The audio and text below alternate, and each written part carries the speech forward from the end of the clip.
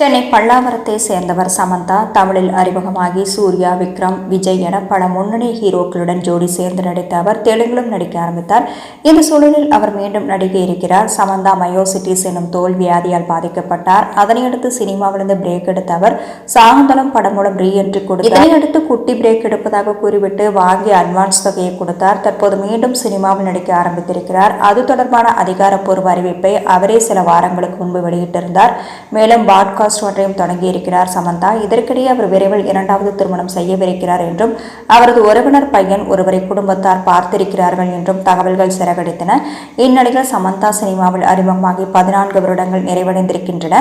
அதனையொட்டி சமந்தா தனது இன்ஸ்டாகிராம் பக்கத்தில் 14 வருடங்கள் வா என்று ஆச்சரியப்பட்டு போஸ்ட் போட்டிருக்கிறார். அதனை பார்த்த நயன்தாரா தனது இன்ஸ்டாவில் 14 வருடங்கள் நிறைவடைந்ததற்கு வாழ்த்துக்கள், நீங்கள் வலிமையான பெண் சாம் என்று குறிப்பிட்டிருந்தார். அதற்கு நன்றி தெரிவித்த சமந்தா, நன்றி என் அழகான நயன்தாராவே என்று குறிப்பிட்டார். இந்த இன்ஸ்டா பதிவு தற்போது சமூக வலைதளங்களில் ட்ரெண்ட் ஆகியுள்ளது. சமந்தாவும் நயனும் காத்து வாக்குல 2 காதல் படத்தில் நடித்திருந்தது நினைவு கூறத்தக்கது.